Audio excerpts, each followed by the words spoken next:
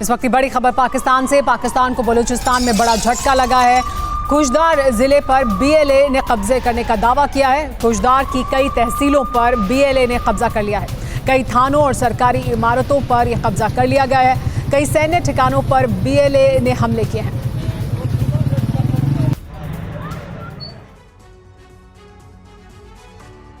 अरब में परमाणु युद्ध का खतरा मंडरा रहा है, क्योंकि इजरायल और ईरान दोनों ही एक दूसरे पर हमले की तैयारी में जुट गए हैं। इस बार ईरान इजरायल के परमाणु ठिकाने को तबाह कर सकता है, जिसके पलटवार में इजरायल परमाणु हथियारों का इस्तेमाल कर सकता है। यानी हालात लगातार बिगड़ते जा रहे हैं। ईरान की बौखलाहट की वजह है अमेरिका में हुई एक सीक्रेट मीटिंग, जिसमें ईरान पर हमले को लेकर चर्चा की गई, जिसके बाद ईरान ने महाविनाश की धमकी दे डाली है, जबकि इजरायल अपना सुरक्षा घेरा मजबूत करने में जुट गया है। इस बीच ईरान का अंदेशा है ट्रंप के शपथ ग्रहण यानी 20 जनवरी से पहले ईरान पर हमला हो सकता है।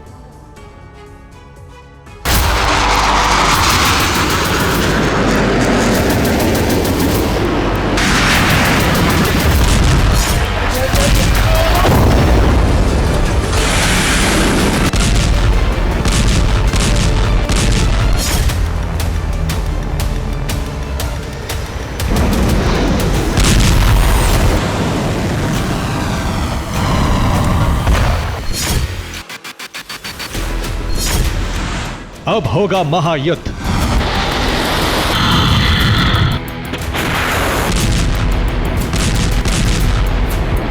क्योंकि इजरायल के अस्तित्व का सवाल है।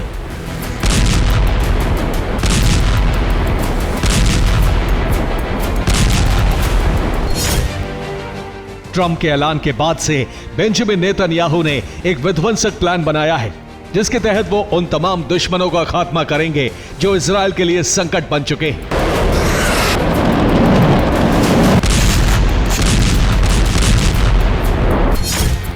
बेंजामिन नेतन्याहू का प्लान समझिए। सबसे पहले ईरानी प्रॉक्सी ठिकानों को तबाह किया जाएगा। प्रॉक्सी गुटों की लीडरशिप को पूरी तरह खत्म किया जाएगा। प्रॉक्सी गुटों को हथियार और रसद सप्लाई रोकी जाएगी और सबसे आखिर में प्रॉक्सी के सरपरस्त ईरान पर हमला किया जाएगा।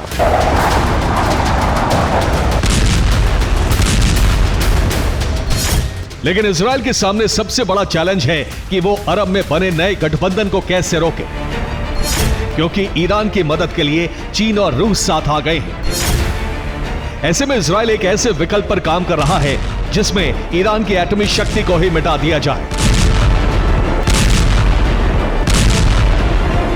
इसके लिए अमेरिका पूरी तरह से इजरायल को फ्रंट फुट पर रखेगा। मोसाद ने ईरान के परमाणु ठिकानों की सारी जानकारी बेंजामिन नेतन्याहू को दे दी है। अब अगर इजरायल ईरान के परमाणु ठिकानों पर हमला करता है तो ये अरब में महाविनाश की शुरुआत होगी। पेंटागन ये बता चुका है कि ईरान परमाणु हथियार करीब करीब बना चुका है। ऐसे में पलटवार करने के लिए ईरान इन परमाणु हथियारों का इस्तेमाल कर सकता है।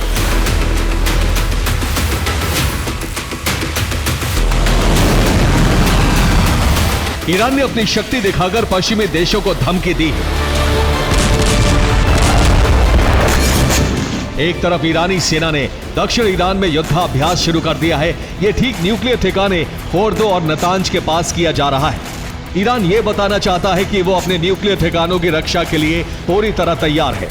दूसरी तरफ ईरान इजरायल के सैन्य ठिकानों की जासूसी करा रहा है, जिससे इजरायल पर सटीक हमले करके उससे बड़ा नुकसान पहुंचा सके।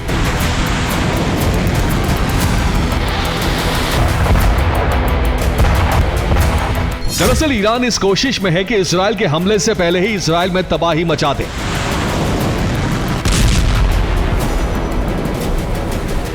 इसके लिए उसने ड्रोन और मिसाइल का प्रोडक्शन बढ़ा दिया है।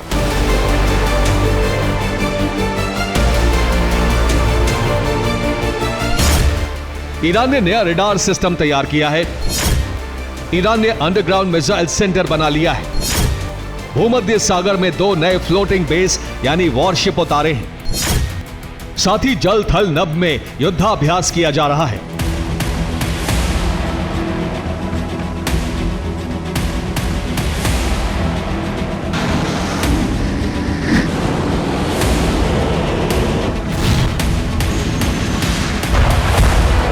मोसाद ने इनपुट दिया है कि ईरान बड़े हमले की तैयारी में है। दक्षिणी ईरान में युद्धाभ्यास इसी का संकेत है। ईरान की गतिविधि जानने के लिए अमेरिका ने ईरान के आसमान में स्पाई ड्रोन और टोही विमान भेजा है।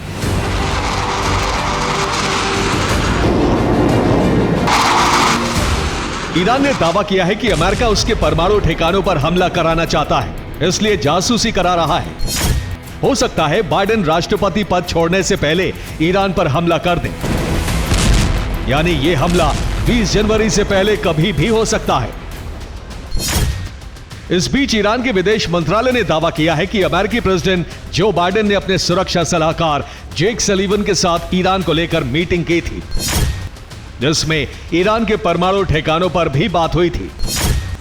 मीटिंग में विदेश मंत्री एंटनी ब्लिंकन और रक्षा मंत्री लॉयड ऑस्टिन भी शामिल थे।